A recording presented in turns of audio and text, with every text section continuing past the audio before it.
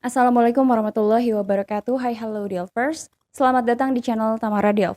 Video ini akan membahas mengenai tragedi yang terjadi di salah satu bandara di Jerman, tepatnya pada tahun 1996.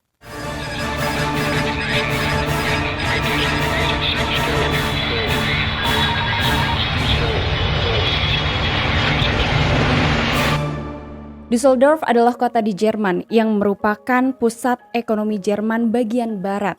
Mereka memiliki sebuah bandara dengan nama yang sama, yaitu Düsseldorf. Bandara tersebut dibuka pertama kalinya pada tanggal 19 April 1927. Bandara Düsseldorf sendiri adalah bandara terbesar keempat di Jerman dan merupakan salah satu bandara tersibuk di Eropa. Tidak ada yang aneh dengan bandara itu dari awal dibuka hingga kemudian sesuatu terjadi. Sore hari tanggal 11 April 1996. Seperti biasa, bandara Düsseldorf dipadati oleh penumpang dan orang-orang yang sedang berada di bandara.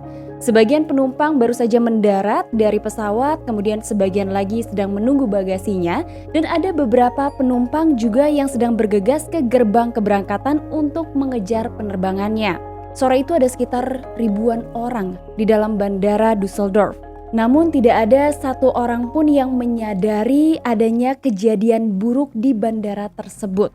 Orang pertama yang menyadari adanya keanehan dengan bandara Düsseldorf adalah seorang supir taksi yang berada di luar gedung bandara dan sedang menunggu pelanggan. Saat itu sopir taksi melihat adanya percikan api dari Terminal A. Ia cukup curiga tapi tidak melakukan apapun. Beberapa saat setelahnya percikan api mulai jatuh dari langit-langit Terminal A. Waktu menunjukkan pukul 15.33 sore waktu setempat. Dua pemadam kebakaran dari layanan kedaruratan bandara tiba di lokasi percikan api.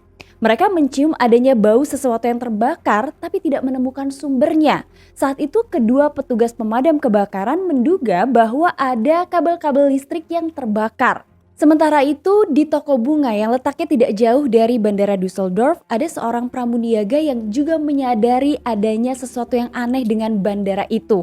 Karena ia melihat adanya asap yang keluar dari ventilasi di gedung bandara. Tapi lagi-lagi, ia tidak melaporkan apapun. Kembali ke Terminal A Bandara Düsseldorf. Tiba-tiba saja setelah percikan api mulai berjatuhan dari langit-langit Terminal A, kemudian langit-langit Terminal A itu menjadi berwarna merah. Hanya beberapa detik setelahnya, tiba-tiba saja api dari langit-langit Terminal A mulai berjatuhan. Maka kemudian dengan sangat cepat petugas pemadam kebakaran memanggil semua stafnya dan meminta untuk dibawakan semua peralatan pemadam kebakaran yang mereka miliki. Beberapa saat setelahnya para petugas ini tiba, tapi kemudian mereka juga tidak menemukan di mana sumber kebakarannya. Padahal sumber kebakaran itu tersembunyi jauh di atas langit-langit Terminal A. Kemudian pada pukul 15.58 sore waktu setempat, api muncul dengan sangat besar. Langit-langit di seluruh Terminal A mulai terbakar. Bandara Düsseldorf sedang terbakar dan saat itu kobaran apinya sangat besar. Hanya dalam waktu sepersekian detik, api yang berkobar besar itu semakin membesar lagi dan semua orang di dalam bandara itu sangat panik. Meskipun sudah ada layanan kedaruratan dari bandara, para petugas pemadam kebakaran di bandara ini tidak tahu apa yang harus mereka lakukan dengan kondisi kebakaran yang berada di Terminal A. Karena mereka tidak terlatih untuk memadamkan api di sebuah gedung, mereka hanya terlatih untuk memadamkan api di pesawat atau ketika sebuah pesawat mendarat darurat dalam kondisi terbakar. Pemadam kebakaran dari kota Düsseldorf kemudian dipanggil untuk membantu. Pemadam kebakaran dari kota itu tiba sekitar pukul 16.07 waktu setempat. Namun ketika mereka tiba, api sudah menyebar ke lantai 2. Kebakaran dengan kondisi seperti itu terlalu besar untuk ditangani oleh 2 truk pemadam kebakaran dan 1 mobil tangki air. 8 menit kemudian, komandan dari pemadam kebakaran di bandara yang sedang berada di tempat kejadian memanggil semua unit pemadam kebakaran di kota Düsseldorf. Bukan hanya itu, tapi ia juga meminta bantuan dari kota tetangga, meminta bantuan juga dari layanan pemadam kebakaran berbayar, dan meminta bantuan dari para sukarelawan. Sehingga kemudian terkumpullah 701 orang petugas pemadam kebakaran dan 215 kendaraan yang berada di lokasi untuk memadamkan kobaran api dan membantu mengevakuasi orang-orang yang berada di dalam Bandara Düsseldorf. Namun ternyata petugas pemadam kebakaran yang berasal dari kota Düsseldorf ini sudah lama tidak menangani kebakaran sebesar itu. Sehingga pada saat awal mereka bekerja untuk memadamkan api di bandara itu, beberapa petugasnya justru membawa dan memompa air dengan jumlah yang sedikit, yaitu sekitar 50 galon atau 200 liter sehingga tidak berdampak apapun pada kebakaran itu.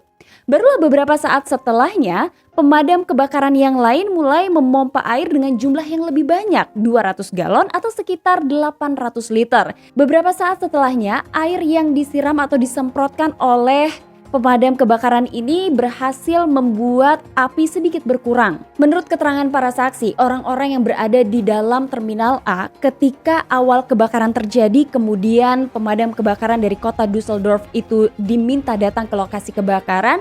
Saat itu sebenarnya mereka mendengar alarm peringatan kebakaran. Namun pesan suara yang terdengar di area terminal itu justru memandu mereka ke lokasi di mana sumber kebakaran justru berada. Untung ada beberapa petugas pemadam kebakaran yang sedang berada di sekitar sana langsung memandu orang-orang ini untuk segera mencari jalan keluar yang lain. Karena jika tidak, bisa saja hal buruk terjadi pada mereka. Sebenarnya pada saat alarm kebakaran itu pertama kali terdengar, lantai 1 sudah kosong. Namun ternyata masih ada sekitar 2.000 orang di lantai 2, 3, 4, dan 5 serta di tempat parkir bangunan bandara. Ribuan orang itu harus cepat menyelamatkan diri. Mereka tidak bisa lagi membuang-buang waktu karena api menyebar dengan sangat cepat. Bahkan api membakar barang-barang yang ada di terminal sehingga kemudian menimbulkan asap hitam pekat. Para medis berkumpul di depan Bandara Düsseldorf untuk merawat korban luka yang sebagian besar menderita gangguan pernafasan. Asap tebal dan suhu yang sangat tinggi ini menyulitkan petugas pemadam kebakaran untuk menemukan orang-orang di dalam terminal. Bahkan dikisahkan oleh salah seorang saksi yang menyebutkan ada 9 orang yang terjebak di lounge milik Air France. Saat itu mereka sudah menghubungi pihak evakuasi beberapa kali, bahkan pesan terakhirnya itu sekitar pukul 4:19 sore waktu setempat ketika semua tim evakuasi sudah ada di bandara, tapi tidak ada satu orang pun yang mengetahui di mana posisi ke-9 orang itu. Padahal 9 orang yang terjebak sudah menginformasikan dengan sangat jelas posisi mereka. Kondisi di dalam Bandara Düsseldorf, terutama di Terminal A dan Terminal B ini benar-benar kacau. Ada orang-orang yang berusaha untuk melarikan diri setelah kebakaran ini mengepung bandara tersebut dengan cara memecahkan kaca dengan kursi kemudian lompat dari ketinggian 4 meter. Ada juga orang-orang yang berusaha mencari pintu atau jalan keluar, tapi mereka meninggal karena sesak nafas. Yang lebih menyedihkan lagi, ada 7 orang yang sedang berada di tempat parkir bandara. Posisinya berada di atas. Biasanya orang-orang yang berada di tempat parkir itu bisa melihat bagaimana proses pesawat landing ataupun take off. Nah, setelah 7 orang ini mengetahui adanya kebakaran, dengan sangat cepat ke-7 orang tersebut bergegas menuju ke sebuah lift untuk menyelamatkan diri mereka. Awalnya mereka akan turun dengan menggunakan lift tersebut. Namun yang terjadi adalah ketika lift itu turun, liftnya terbuka di lantai 1. Lantai di mana kobaran api dan asap hitam ini sudah benar-benar sangat parah. Naasnya, ketika ke-7 orang itu hendak menyelamatkan diri mereka dengan memencet lagi tombol di dalam lift, sensornya mati.